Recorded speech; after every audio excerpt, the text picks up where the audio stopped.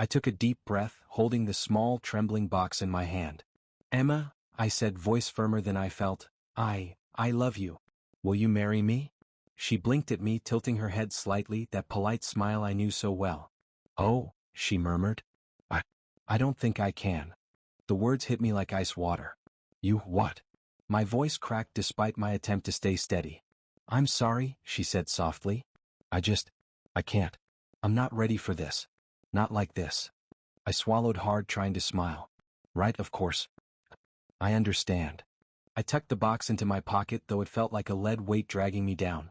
Her eyes avoided mine. You've always been sweet. But, I need more than this. I nodded, though my heart screamed. Yeah, more? I get it.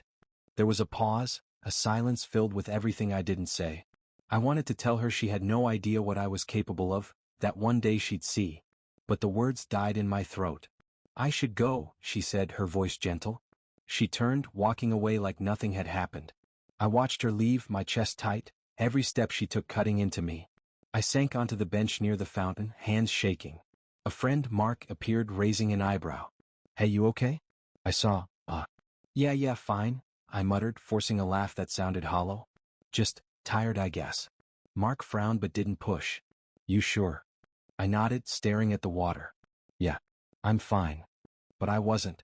I felt like someone had ripped a part of me out and left a hollow space behind.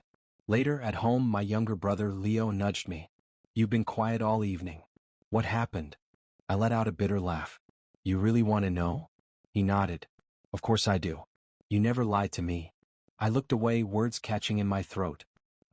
I proposed to her. Leo's eyes widened. And she said no. My voice was low, almost a whisper. She smiled, then shook her head. Just like that. Leo's hand landed on my shoulder. I'm sorry, big bro. That really sucks. I thought this was it. I've wanted this forever. I don't know what I'm supposed to do now. He gave a small, encouraging smile. Hey, you're still you. Don't let one no change that. You're strong. You've got dreams. You can't don't let money or anything else define you. I laughed dryly. Money, yeah. That's always been the problem, hasn't it? I don't have much, and she probably... Don't say that, Leo interrupted firmly. You don't know what she thinks. Don't let your mind tell you a story that isn't true. You're more than your wallet. I leaned back, staring at the ceiling. It doesn't feel like it right now. It feels like everything I've worked for, everything I hoped for, just slipped away. Leo sat down next to me. Look, I get it. Heartbreak is brutal. But you don't quit. Not ever. You fight. And I know you will. You've got fire in you, even if she doesn't see it yet. I clenched my fists, the anger and sorrow twisting together. You don't get it, Leo. I loved her. I thought she felt the same way. I do get it, he said quietly. But sometimes love isn't enough. That doesn't make you less. You'll find someone, or something, that matches your drive. And you're gonna show her, everyone, that poverty doesn't decide your worth. I swallowed hard, the knot in my chest loosening slightly. You really think I can do it? I know you can, he said. You've always got that fire, remember? Don't let this stop it. I laughed bitterly again, but this time, it was softer, tinged with a spark of hope. Yeah, fire. Maybe one day she'll see me for more than what I have. Leo nudged me with a grin. That's the spirit. Now get up. We can't wallow forever. We've got a future to chase, and you're not doing it lying down. I nodded, standing slowly. My chest still ached, but I felt a small, stubborn ember of determination. She said no today, but I wouldn't let that define me. Not poverty. Not heartbreak. Not anything. I straightened my shoulders. You're right. I won't let this, stop me. Leo clapped me on the back. That's my brother. Now let's figure out the next move. We've got work to do. I smiled, a real one this time, bitter but resolute. Yeah, that's the plan. And for the first time since I proposed, I felt a flicker of clarity. My dream wasn't over. Not yet. I packed my few belongings into a battered suitcase, staring at the familiar streets one last time. I can't stay here, I muttered to myself. Not after everything. My mother appeared in the doorway, arms crossed. Are you sure about this, son? I have to go, I said firmly. There's nothing for me here anymore. She sighed. Just promise me you'll be careful. I will, I assured her, though inside my mind was racing. I felt a mix of fear and determination. Rejection had burned me, but it had also ignited something I couldn't ignore. The city hit me like a wave the moment I stepped off the bus. Noise, lights, people rushing everywhere. I felt small, swallowed by it all. "First day, huh?" a voice said. I turned to see a man in a suit, smiling politely. "I'm David. I work here too." "Yes," I managed. "I'm starting today." He raised an eyebrow, glancing at my worn shoes. "You'll need more than determination to survive here." I clenched my fists, not out of anger but resolve. "I have more than enough," I said, forcing confidence. My first day was brutal. Menial tasks, endless walking, fetching coffee, carrying files. My colleagues laughed behind their hands when I fumbled with the copier or spilled tea. "Watch it, rookie," one of them sneered. I swallowed my pride, muttering, Yeah, sorry." At lunch, I sat alone, peeling a hard sandwich while everyone else joked and ate sushi. My stomach twisted, not just from hunger but humiliation. David appeared again, leaning against the doorway. "You hanging in there?" I nodded, though my voice faltered. I have to. I don't have a choice." He studied me for a moment. "Determination is good. But you need guidance. You're smart but raw. Untamed energy can burn out." "Guidance?" I asked, curiosity piqued. He smiled faintly. "Yes. Tomorrow come to my office after work. I'll show you a few things, how business really works, investments, strategy. You can't survive by brute force alone." The next day I stayed late, dragging my tired feet to his office. "You said you'd teach me," I said, rubbing my eyes. "I did," he replied, gesturing to a chair. "Sit. Listen. Watch." Hours passed as he explained the flow of money, how businesses scaled, how even small investments could grow. I asked questions, scribbled notes, my mind buzzing. "Why are you helping me?" I asked finally. "Because I see someone who refuses to quit," he said. "Many give up when the world pushes them down. You push back." I swallowed hard, a flicker of pride warming me. "I don't want to fail. I've failed enough already." "Failure isn't the end," he said gently. "It's feedback. Learn, adapt, improve. You're worth more than their judgment. More than anyone's acceptance." The next weeks were a blur of exhaustion and growth. I worked 16-hour days, hands raw from labor, eyes burning from spreadsheets, my uniform stained and threadbare. My colleagues whispered behind me, some mocking, some curious. "You'll never make it," one sneered. I ignored him, telling myself David's words. I would prove my worth not to them but to myself. Sometimes despair gripped me. Nights when I returned to my tiny rented room, muscles aching, stomach empty. "Why am I doing this?" I whispered to the ceiling. "Is it worth it?" Then I remembered rejection, the polite smile, the shake of a head. That pain became fuel. "Yes," I whispered back to myself. "Yes, it is." David's mentorship became my anchor. "Look at this portfolio," he said one evening. "Notice how small, consistent steps compound. Life is the same. Start small, stay steady, learn." I nodded, the lesson sinking in. It's not about anyone else. It's about me." "Exactly," he said. "Your worth is yours to define, not hers, not theirs." One afternoon, a colleague approached me with a smirk. "You've been here months, still looking like a mess. Think you'll ever fit in?" I met his gaze, calm now. "I'm not here to fit in. I'm here to rise." He laughed, but I didn't care. I had realized something fundamental. Respect isn't given because of status or wealth. It's earned through persistence, skill, and integrity. Evenings grew quieter, the city lights reflecting in my eyes as I walked home. Exhaustion weighed on me, but so did pride.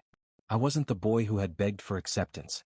I was building a life, a future, piece by piece. David smiled one day, handing me a notebook. "Track your progress. Goals, wins, failures. Reflection is the fastest route to growth." I flipped it open, already brimming with notes. "Thank you," I said. I never knew it could be like this. That I could see my worth. "You had it all along," he said simply. "You just needed the fire to ignite it." I closed the notebook, feeling a surge of resolve. Rejection had sent me here, yes, but the city, the work, the guidance, they were shaping me into someone stronger, sharper, alive in ways my hometown never allowed. Late at night, I stood by my window looking at the skyline. "I'm not hers," I whispered. "And that's okay. I'm mine. And I'll show the world exactly who I am." For the first time in months, I felt unstoppable. I stepped off the taxi and stared at the house I had left behind years ago. It looked smaller somehow, yet familiar. "Home," I whispered, letting the word taste different on my tongue this time. Not a boy returning in need, but a man who had fought his way here. Inside, relatives bustled about, laughing, exchanging news. My mother spotted me first, rushing over with tears in her eyes. "My son. Look at you." I smiled, embracing her. "It's been a long time, Mom." "You've done so well," she said, pulling back to admire me. "I can't believe this." "Believe it, Mom," I said, chuckling softly. "I promised myself I'd make it, didn't I?" A cousin approached, eyeing my suit. "Well, you've certainly changed." "Years in the city do that," I replied, keeping my tone light. Inside, though, I felt a familiar mixture of pride and caution. I had earned this life, yet part of me still remembered the rejection, the hurt that had fueled every step. Then I saw her. Not her exactly, her sister. She moved through the crowd with an effortless grace, smiling warmly at everyone. Her eyes met mine briefly and I felt something unexpected. "Hi," she said, walking toward me. "You must be David," I said, extending my hand. Well, we haven't met formally. I'm a friend of the family." She laughed softly, shaking my hand. "I'm Sophie. I've heard stories, but you're even more impressive than I imagined." I raised an eyebrow, cautious. "Stories, huh? All good, I hope." "All good," she said, her smile genuine. "Everyone's proud of you, though I can't believe you were gone for so long. You must have worked very hard." I shrugged, trying to keep my nerves in check. "Hard work and some luck. Mostly hard work." Sophie tilted her head, studying me. "It shows. You carry yourself differently, like you've earned every step." Her words struck deeper than I expected. I had fought so hard to prove myself, not to anyone in particular, but to the boy who once begged for acceptance. And now someone new noticed. Our conversation drifted from family stories to light humor. "So, you really stayed in the city all those years?" she asked. "Yes. Long hours, mistakes, learning, more mistakes actually," I admitted, smiling wryly. "I learned to survive, to grow." "And you're still standing," she said, eyes bright. "That's admirable." I felt a warmth I hadn't expected. "Thanks, Sophie." "I'm not sure I'm ready to trust easily again, though." Her expression softened. "I understand. But sometimes people appear where you least expect them, and in ways that matter." Her words lingered, teasing a part of me I thought had closed off forever. "You make it sound easy," I said, shaking my head with a half smile. "It rarely is."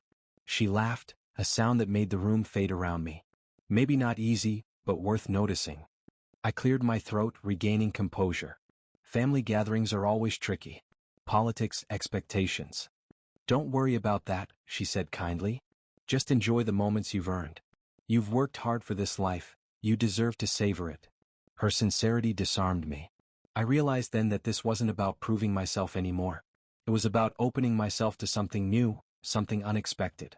Dinner was lively, relatives sharing stories, teasing one another. I sat beside Sophie, noticing how her laughter was effortless, how she listened genuinely when I spoke. A contrast to the past, where approval had always felt conditional. "You've changed," she said softly during a lull in the conversation. "But the person beneath, I think I can see him." I blinked, unsure how to respond. "That's a generous thought." "No," she said firmly. "Honest. Sometimes people work so hard to become someone else, they forget who they were meant to be.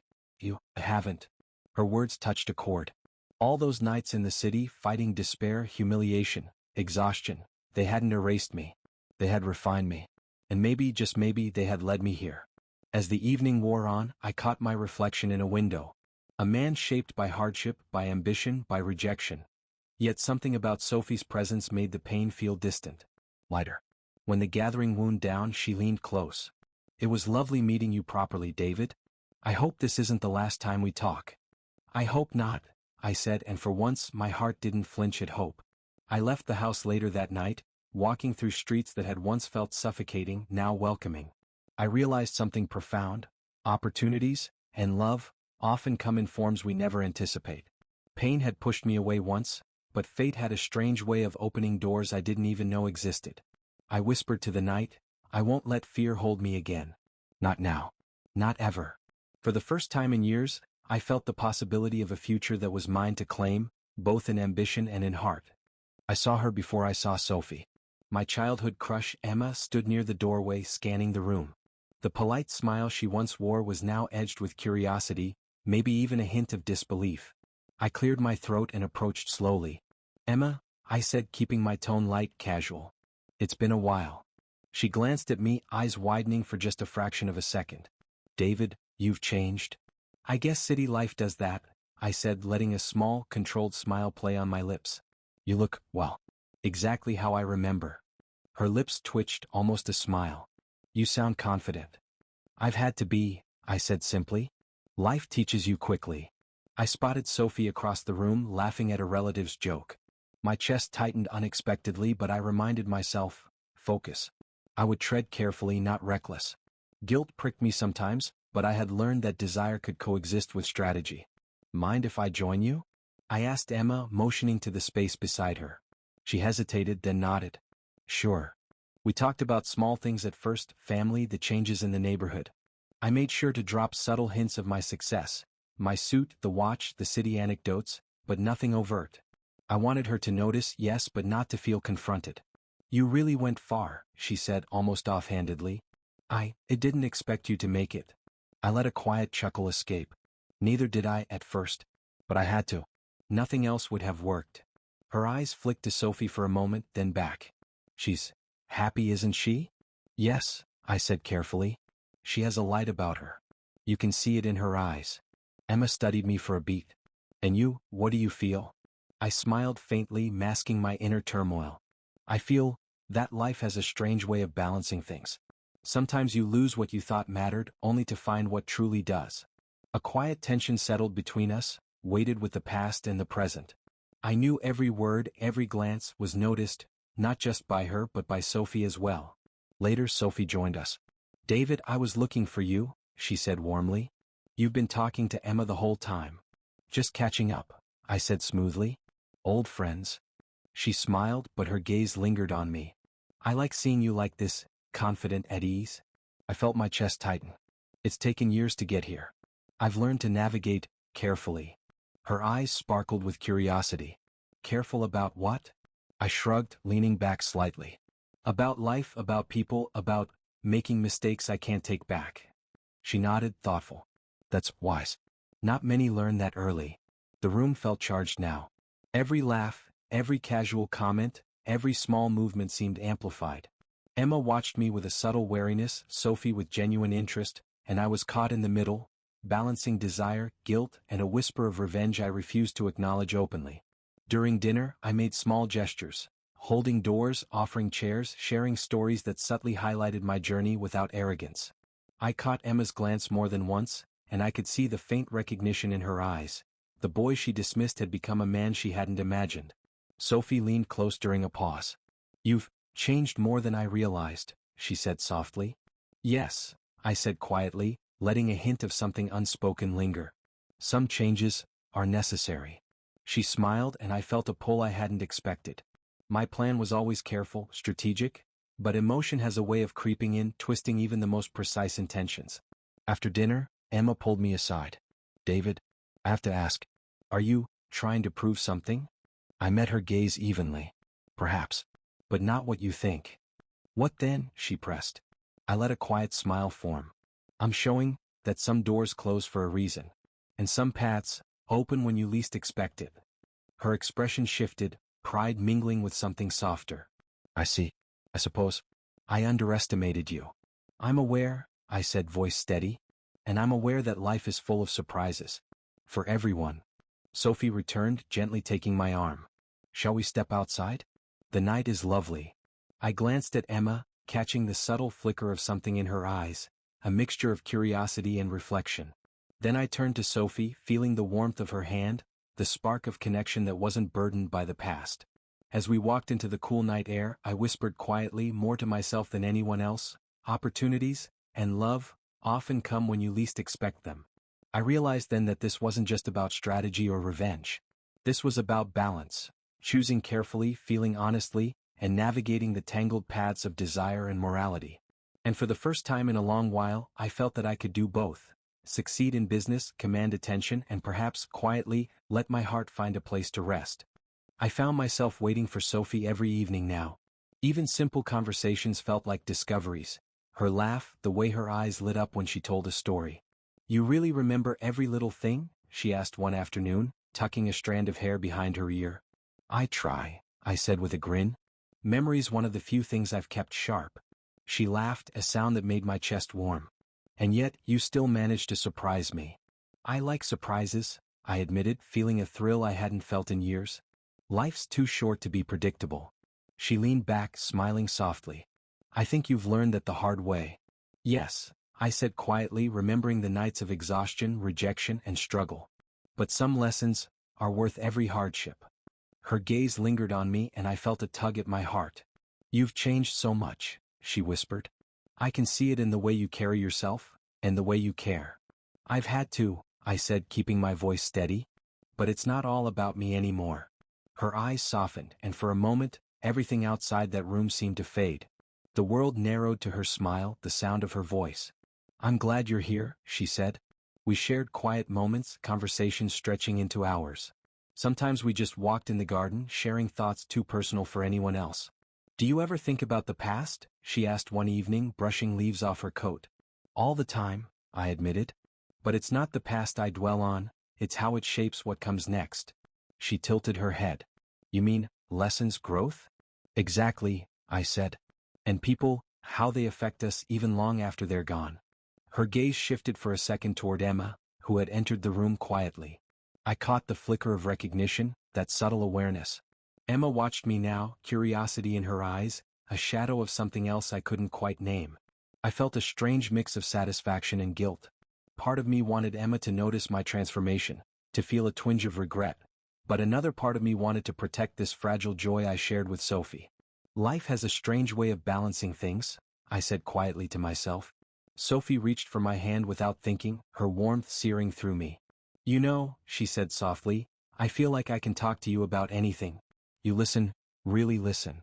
I do, I said, squeezing her hand gently. Because you matter. And I want to understand you, all of you. She smiled, resting her head against my shoulder for a moment. I'm glad I met you, David. I feel like things happen for a reason. I swallowed, the complexity of my emotions pressing against me. I wanted her closeness, her trust, but I also wanted to see Emma notice what she had lost.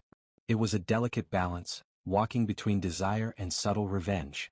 Later, Emma approached, her voice low, careful. David, people have been talking. About you. About everything you've become.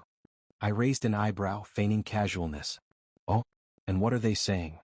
That, you've changed, she admitted, biting her lip. And it's surprising. Hard to ignore. I let a quiet smirk form. Change is inevitable. Some embrace it. Some resist it. Her gaze held mine for a beat too long, and I sensed a crack in her pride. She'd underestimated me once. She was beginning to notice the life I had built, the man I had become. And yet, I reminded myself to focus on Sophie. Sophie appeared then, light in her eyes. David, come see this, she said, tugging me gently. Her warmth grounded me, reminded me that genuine affection mattered more than pride or revenge. As we laughed together, Emma lingered nearby, observing silently. I felt a surge of satisfaction, yes, but also a deepening awareness that my heart was moving forward. I wanted Emma to feel a spark of regret, but I didn't want it to dominate me. I wanted Sophie. Walking back later, Sophie squeezed my hand. You make me feel safe, she whispered. Like I can be myself without pretending. You don't have to pretend, I said softly, brushing her hair from her face. And I won't ask you to. Not ever. Her eyes shone, and I felt the gravity of this moment. The joy of shared trust, the thrill of connection, the subtle satisfaction that Emma was finally paying attention, all tangled together in a complex web of feeling. I admitted quietly to myself, I can want her to regret the past, but I don't need her to define my happiness. Sophie leaned closer, her head resting lightly against my chest. I breathed in the scent of her hair, the rhythm of her breathing, and felt something I hadn't felt in years, peace intertwined with desire. Emma's presence lingered at the edge of my mind, but the clarity of Sophie's affection guided me. I realized then that fate had a way of seducing the heart, not with grandeur or spectacle, but with quiet moments, laughter, and trust earned through patience. As the night deepened, I whispered to myself, I've learned, sometimes the right path comes wrapped in the unexpected. And in that thought, I felt the weight of the past lighten, replaced by a cautious, thrilling hope. Sophie's hand in mine reminded me that love could arrive gently, and that I was ready to accept it. I spotted Emma before she saw me, leaning against the marble railing of the terrace, Her expression a mixture of curiosity and something sharper, pride bruised, I suspected. David, she called, stepping toward me. We need to talk. I turned slowly, keeping my voice even. Of course. What's on your mind? She hesitated, eyes flicking to Sophie, who stood quietly a few steps away, observing. Then she exhaled sharply. I've been wondering why you never tried again. After all those years, why didn't you, after me? I let a calm smile form. Emma, life moves forward. Some things aren't meant to be repeated. Her brow furrowed. Is that so? Yes, I said, shrugging lightly. You know, I've kept busy. Learned a lot. Worked hard. Built something for myself. Her eyes widened slightly. A flicker of recognition, of underestimation, crossed her features. You've changed, she said softly, as if tasting the words. I nodded. Change is part of growth. We all evolve one way or another.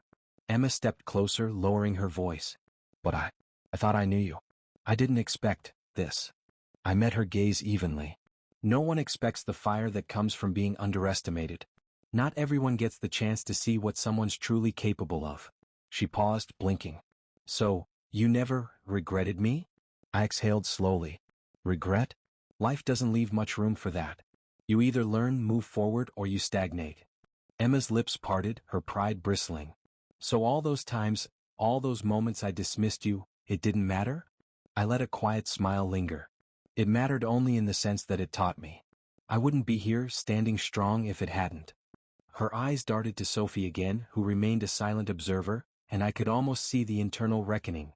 Her realization that she had underestimated the boy she once dismissed. You've accomplished a lot, she admitted reluctantly, voice tight. I didn't see this coming. I thought. You thought differently, I said softly, and that's all right. People often misjudge what they don't fully understand. She shifted, trying to recover some composure. And maybe I was wrong. I watched her, feeling the strange mix of satisfaction and sorrow swelling inside me. Satisfaction that I had proven my worth, sorrow that it had to be at the expense of pride and old affection. I suppose charm can still work on you, she said suddenly, tilting her head, forcing a playful tone. You always knew how to. I held up a hand gently. Emma, that part of the past, it's gone. What matters now isn't proving attraction or winning back what was never mine. I've learned that the heart cannot be commanded by nostalgia. Her eyes flicked toward Sophie, reading the silent trust there. Sophie, she's. Yes, I said firmly. She's remarkable. Honest, genuine, and present in ways I value more than fleeting pride or old flames. Emma's shoulders stiffened. I see. So, you've moved on entirely. I nodded. I have. And I wish you could understand that some doors close to lead us to the ones that matter. A quiet tension settled between us. I could see the awareness growing in her gaze, that she had misjudged me, that she had underestimated the man I had become. Yet I said nothing more, letting silence speak the truth. You're different, she murmured, voice low, almost a whisper. Confident. Controlled. I didn't expect this from you. I've earned it, I said simply, letting a trace of pride show without arrogance. Through struggle, patience, and understanding my own worth. Emma's expression shifted, a mix of admiration and regret, but I didn't allow it to sway me. You've changed, she repeated, softer now. And I guess I underestimated you all along. That's the lesson, I said, eyes steady. People often underestimate what determination and self-respect can achieve. It's not meant to punish. It's just reality. She studied me a long moment, then finally exhaled. I suppose some things can't be fixed. No, I said softly, shaking my head. Not everything. And some doors are better left closed. Sophie stepped closer, her hand brushing mine. I felt grounded, protected, and strangely light. Emma glanced at our joined hands, understanding now that what she had once dismissed was no longer in her power. I see now, she said, voice low, that the boy I ignored isn't the same one I remember. I'm glad you understand, I said quietly. But I also understand that life moves forward for everyone. Some lessons are painful, some rewarding. Her gaze fell, pride wounded but awareness sharpened. I misjudged you, she admitted softly. And I regret that. I know, I said, voice calm but firm. And I forgive that. For myself more than for you. Emma's expression softened, but I didn't linger. I turned to Sophie, whose trust and warmth held me steady. The chapter with Emma was closed, I had proven my worth without bitterness consuming me. As we walked inside together, I whispered to myself, empowered, not by revenge alone, but by the knowledge that I choose my path. Satisfaction and sorrow can coexist, but my heart moves forward. And in that thought, I felt the weight of old wounds lighten, replaced by clarity, confidence, and the quiet thrill of having finally claimed both life and love on my terms. I stood in the garden, the soft glow of lanterns casting a golden hue over the evening. Sophie's hand rested lightly in mine, her eyes reflecting the quiet anticipation in my chest. "Sophie," I said, taking a slow, steady breath. "There's something I need to ask you." She tilted her head, curiosity and warmth in her gaze. "You already know I'll say yes to most things, David," she teased softly. I smiled, feeling the tension in my chest ease slightly. "I don't want to assume anything. Not after everything." Her fingers tightened around mine. "Then, ask," she said simply, eyes shining. I bent on one knee, letting the weight of the moment settle. "Sophie, I've waited a long time to find someone who understands me, who sees me for who I am, not who I was or what I had. Will you marry me?" Her hands flew to her mouth and tears shimmered in her eyes. "Yes," she breathed, voice trembling with joy. "Of course, yes." I felt a wave of completion, the culmination of years of struggle, heartbreak, and careful patience. "You make me happier than I thought possible," I whispered, slipping the ring onto her finger. She laughed, a joyous sound that lifted something in me I hadn't felt in years. "You have no idea how long I've wanted this moment," she said, pulling me into a warm embrace. We held each other, the world narrowing to the two of us. Then I noticed Emma across the lawn, her eyes wide, lips pressed into a thin line, regret etched across her face. She had arrived just in time to witness it, the life she had ignored, now shining in someone else's hands. For a brief instant, temptation flickered in me. A small part of me wanted to let her see my triumph fully, to savor her discomfort. But I swallowed it. "No," I said quietly to myself. "Dignity is its own victory." Sophie leaned back, eyes sparkling, her hand still in mine. "You're quiet," she said, tilting her head. "Something on your mind?" I smiled, shaking my head. "Just taking it all in. I feel complete. And finally at peace." She laughed softly. "We've come a long way, haven't we?" "Yes," I said, looking at her, letting the memories of struggle and heartbreak fade into gratitude and triumph. "From beginnings I never imagined to us. And I wouldn't change a thing." Emma lingered nearby, watching us, the sharp edge of her pride dulled by realization. I felt the ghost of old resentment, the desire for vindication, but it had softened. Silence, after all, could be more powerful than words. "You look different," Emma said quietly, almost to herself. "Confident, accomplished, happy." I nodded politely, careful not to gloat. Life has its way of teaching lessons. I've learned mine. And I've moved forward. Her gaze dropped, and I felt a quiet satisfaction, not from revenge, but from the knowledge that she understood now what she had overlooked. Sophie squeezed my hand, bringing me back fully to the present. "David, I can't wait to start this life with you," she said softly, leaning into me. "I feel the same," I said, kissing her gently. "I want every day with you. Honest, simple, full of trust and laughter." She smiled, eyes bright, and I felt a surge of joy I hadn't realized I had been holding back. "We've earned it," she said. "Yes," I agreed. "Through patience, through growth, and through knowing what truly matters." Emma's presence was still there, but it no longer held power over me.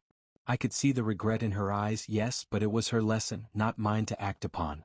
I had chosen a different path, one of integrity, dignity, and love. As the celebration continued around us, Sophie resting her head lightly against my shoulder, I whispered quietly to myself, This is the life I fought for. Revenge doesn't need noise. Sometimes it's the quiet triumph that tastes sweetest." Sophie looked up, sensing my thought. "What's that?" "Nothing," I said, smiling. "Just gratitude. For you, for us, for every step that led here." She laughed softly, brushing a strand of hair from her face. "Well, I'm glad every step brought you back to me." I held her close, letting the warmth of her body and the certainty of her affection anchor me. Emma had her regret. I had my victory. And more than that, I had Sophie, my partner, my confidant, my future. For the first time in years, I felt the weight of the past lift completely. No bitterness, no gloating, only the quiet, profound satisfaction that life had delivered not through anger, but through patience, perseverance, and love. And as I looked at Sophie, radiant and joyful in the lantern light, I whispered softly, this is all I ever wanted. I heard whispers before I saw her, Emma's voice, low and hesitant, caught between embarrassment and desperation. David, can we talk? She called softly, appearing at the edge of my office. Her polished appearance couldn't hide the strain in her eyes. I looked up from my desk, steady and composed. Emma, I know I should have reached out sooner, she said, voice trembling. I made mistakes. I held up a hand, stopping her mid-sentence. Emma, life has a way of teaching lessons. Some lessons come loudly, some quietly. You're experiencing yours now. She blinked, confusion and regret mixing in her expression. I don't understand. You rejected what could have been, I said softly, leaning back. Not maliciously, not intentionally, but the consequences are always in motion. Choices have weight. Her lips pressed together. I see that now. Everything seems to be falling apart. Work friends. I don't know how to fix it. I let a quiet smile form, not of gloating but of understanding. Sometimes the universe doesn't fix things for you. Sometimes it just balances the scales. Her eyes searched mine, pleading. So, you forgive me? I shook my head slowly. Forgiveness isn't always necessary, Emma. Recognition, awareness, that can be enough. The world has a way of showing people what they need to see. She swallowed hard, eyes glossy. I didn't realize. You didn't, I said, voice calm. And that's why you're learning now. I don't need to speak a single word of reproach for you to understand the gravity of your actions. She flinched slightly, the sting of reality hitting her. It's painful, she admitted quietly. Yes, I said softly. But growth rarely comes without discomfort. Pain can be instructive if you let it teach you. She looked down, unable to meet my eyes. I noticed the subtle collapse of pride, the tremor in her voice, the small missteps in conversation that revealed her unraveling world. I thought I could control everything, she admitted, almost to herself. I didn't think I'd face consequences like this. Control is an illusion, I said gently. What matters is how you respond, how you learn, and how you move forward. But some lessons are meant to be felt, not corrected immediately. She nodded, still silent for a long moment. Sophie? Her voice cracked slightly. She is my life now, I said firmly, though without malice. I've chosen her because she chooses honesty, loyalty, and presence over pride or past grievances. Her shoulders slumped, and I could see the weight of recognition finally settle in. I lost something important, she whispered. Yes, I said quietly. And sometimes loss is the clearest teacher. I don't need to gloat, Emma. Life is doing that for me quietly. Karma isn't always loud. Sometimes it's just balance. She shivered, a flicker of tears threatening. I don't know if I can fix this. Then don't, I said softly. Fixing isn't always necessary. Awareness is enough. Growth is enough. You'll have to navigate the consequences yourself. She exhaled sharply, voice breaking. I understand. I nodded, feeling the strange mix of closure and relief. Good. Let that understanding guide you. It's enough that you realize it now, even if it comes late. Sophie entered the office then, her presence grounding me. She gave Emma a polite nod, subtle and confident. Emma turned away, unable to meet her gaze, and I felt no urge to intervene. This was her reckoning, her lesson. I turned back to Sophie, squeezing her hand lightly. She's beginning to understand, I said softly, voice full of calm finality. Yes, Sophie replied, smiling gently. And you've grown through it all. I can see it. You're steady, at peace and free. I exhaled slowly, realizing she was right. Freedom wasn't just leaving the past behind, it was releasing the need for revenge, the need for recognition, the need for anything outside of what truly mattered. Emma lingered at the doorway for a moment longer, then quietly excused herself. I didn't call her back. I didn't need to. Life had spoken for me. I feel complete, I whispered to Sophie, letting the years of struggle, heartbreak, and triumph settle within me. Not because of her, not because of pride, but because I've chosen the life I want and I've claimed it. Sophie leaned against me, her warmth anchoring me. And I'm here by your side. That's all that matters. I nodded, the final tension dissolving. The scales had balanced themselves. Karma, consequence, and life's quiet justice had all played out. I didn't need to interfere. I didn't need to speak a single word to gloat.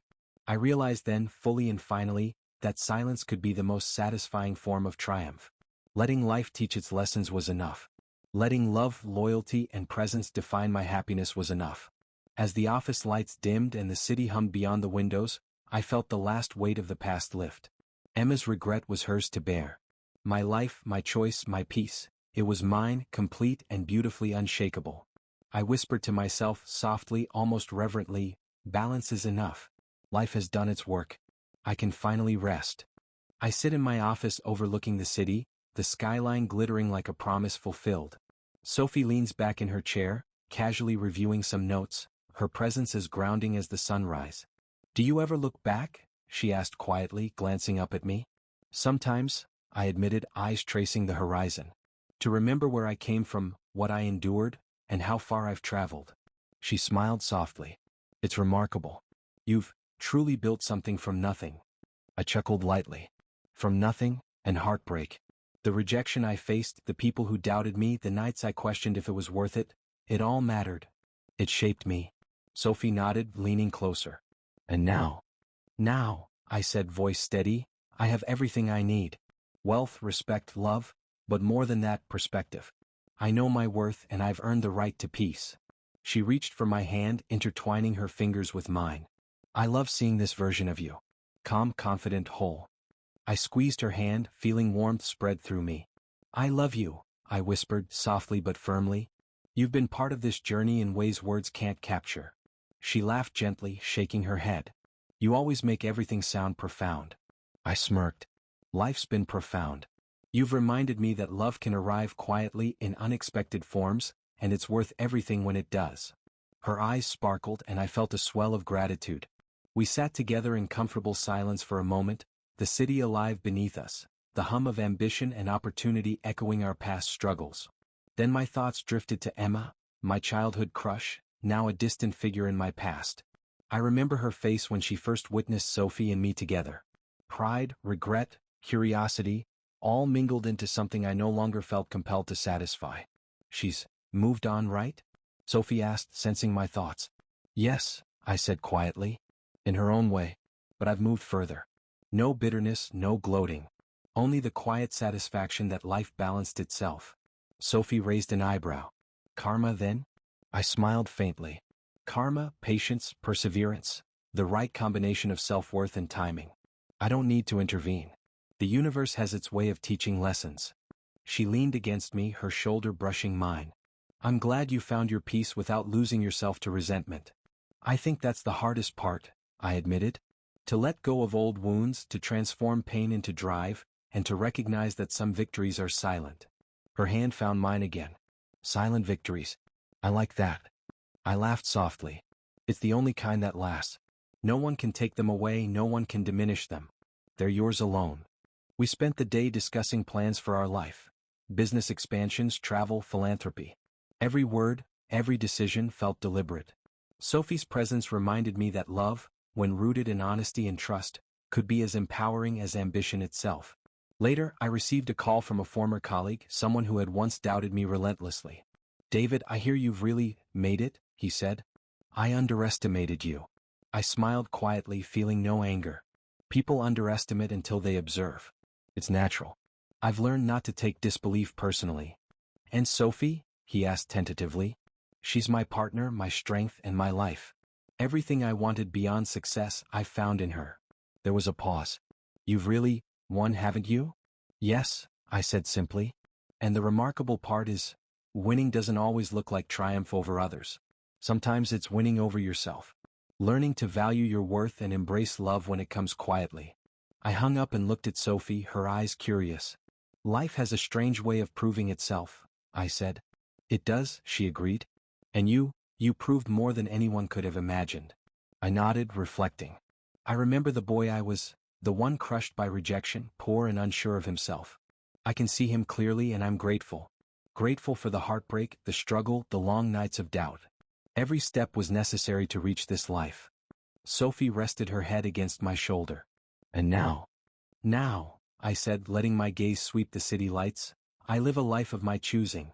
I've proven that perseverance, patience, and self-worth triumph over pride, rejection, and fear. Emma has her lesson and I have my peace." Her hand found mine again, and I felt the finality of it all.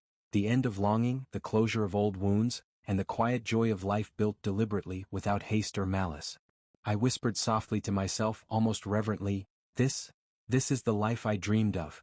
Not because of revenge, not because of pride, but because I refused to settle, because I honored my worth, and because I opened my heart when it mattered most. Sophie lifted her eyes to mine. You've truly earned it. I have, I said, voice calm and certain. And with you it only grows. Wealth, respect, love, they're amplified by trust, loyalty, and shared purpose. She smiled warmly. Then we build it together? Together, I confirmed, feeling complete in every sense.